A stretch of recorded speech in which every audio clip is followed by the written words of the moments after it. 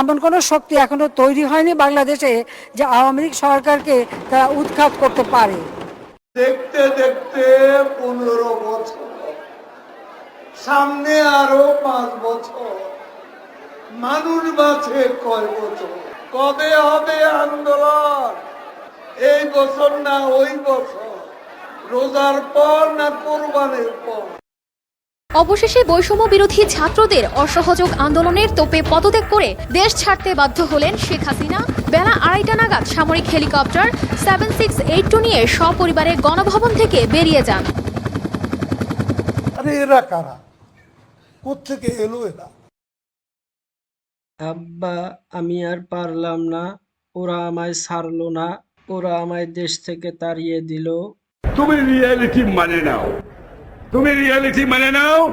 এদিক চিন্তা ভাবনা না করে নিজের মানুষকে বাঁচাও, কারণ আমি জানি 12টা তোমার বেজে গেছে।